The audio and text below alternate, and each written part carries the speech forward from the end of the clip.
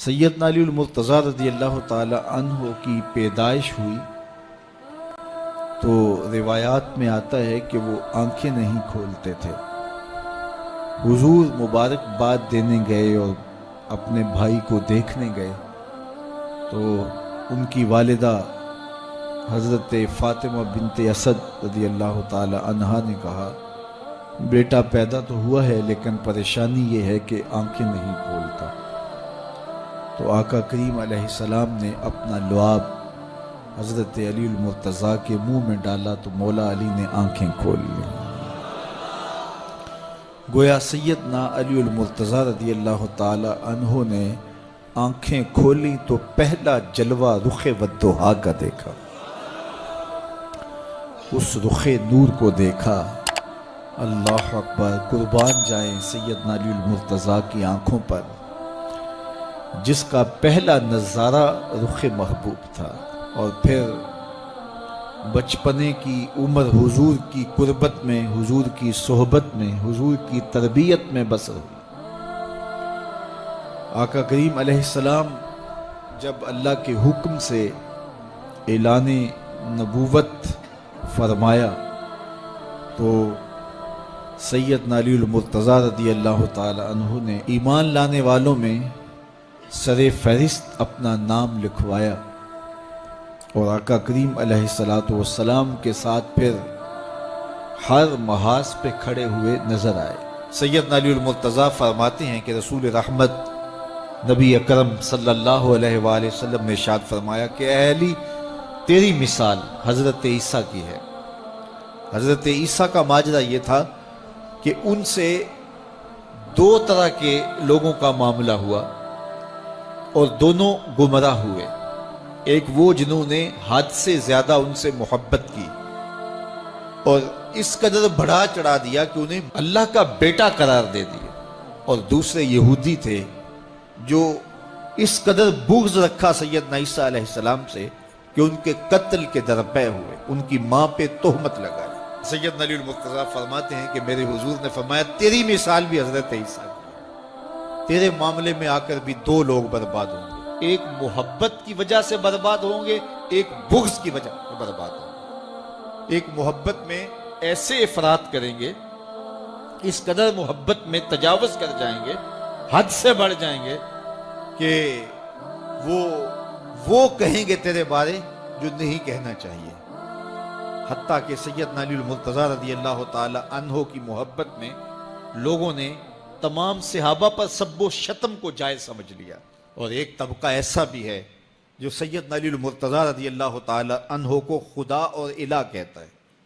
یہ نصیری سیدنا علی المرتضیٰ رضی اللہ تعالی عنہ کو الہ کہتے ہیں، علی اللہ کا نعرہ لگاتے ہیں۔ ایک طبقہ محبت میں تجاوز کر کے اس قدر جو ہے وہ سیدنا علی المرتضیٰ کے بارے میں اعتقاد قائم کرتا ہے کہ وہ گمراہی کے گڑھے میں جا گیا، اور ایک طبقہ وہ ہوگا جو تیرے ساتھ بغض رکھ کے برباد ہوگا۔ سیدنا علی المرتضیٰ رضی اللہ تعالیٰ عنہ کا نام بھی گوارا نہیں ہوگا۔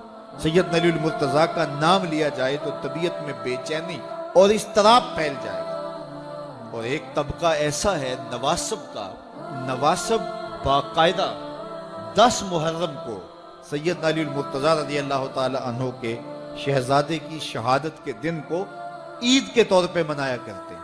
وہ نئے نئے کپڑے پہنتے ہیں، انواع اقسام کے کھانے کھاتے ہیں اور ایک دوسرے کو مبارکیں دیتے ہیں اور گلے ملتے ہیں۔ تو نواسب سیدنا علی المرتضیٰ اور خاندان نبوت کے ساتھ بغض رکھنے کی وجہ سے برباد ہوئے، اور جو نصیری اور وہ طبقات جو حضرت سیدنا علی المرتضیٰ کے ساتھ محبت کے ازدیاد میں یہاں تک جا پہنچے کہ انہیں ابن اللہ کہہ دیا، یا ان کی محبت کے اندر جلیل القدر ہستیوں پر تان و تشنیع کے تیر برسائے، تو یہ گمراہی کے گڑھے میں جا گرے۔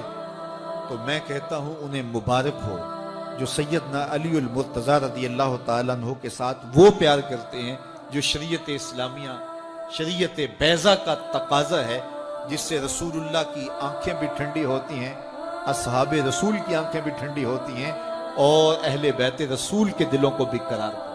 اہل بیت نبی کے گھر والے ہیں اور صحابہ نبی کے در والے ہیں۔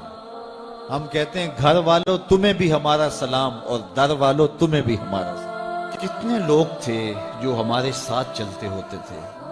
آپ ذرا اپنے ذہن پہ زور دیں. بچپن کے دوست، کلاس فیلوز، کاروباری ساتھی، گلی محلے کے لوگ، رشتہ دار، اعزاء و اقربا، آباء و اجداد، اور کتنے لوگ آپ کے مخالفین، معاندین، یہ ساری ایک فہرست ذہن میں لائیں تو ایک دم خیال پڑتا ہے فلاں بھی چلا گیا، فلاں بھی چلا گیا.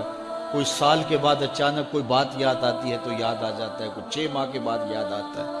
کئی ایسے لوگ ہیں کہ سال ہا سال بعد یاد، ہاں وہ بھی ہوتا تھا.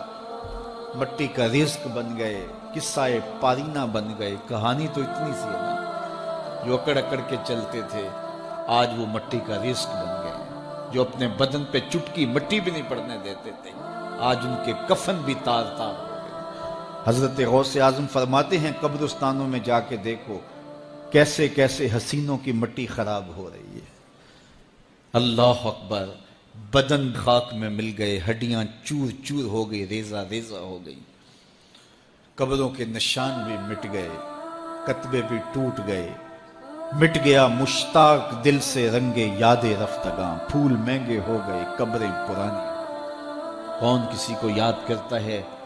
اور اسی طرح ہم مل کے مٹی کا رزق بننے والے ہیں، لیکن کوئی ایسا کام چھوڑ جائیں گے، اپنے رب سے جڑ جائیں گے، اپنے رب کے بندوں سے جڑ جائیں گے، رسول کریم کے دامن کو تھام لیں گے تو پھر موت بھی مرنے نہیں دے گی.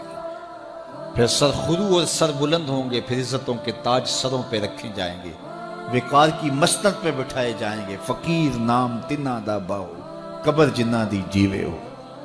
پھر قبروں پہ بھی چراغاں ہوگا جب ہم ان سے جڑ جائیں گے. تو یہ مختصر زندگی کی تمام تر لطافتوں کے حصول کے ساتھ گزرنی چاہیے. کتنے نوجوان ہیں جنہوں نے اپنی توبہ کو مؤخر کیا تھا بڑھاپے کے لیے اور آج قبرستانوں میں دفن ہیں. آپ جا کے قبرستانوں میں دیکھیں، وہ سوچتے تھے کہ ابھی تو جوانی ہے، جوانی سے لطف اندوز ہو لیں، بڑھاپے میں توبہ کر لیں گے.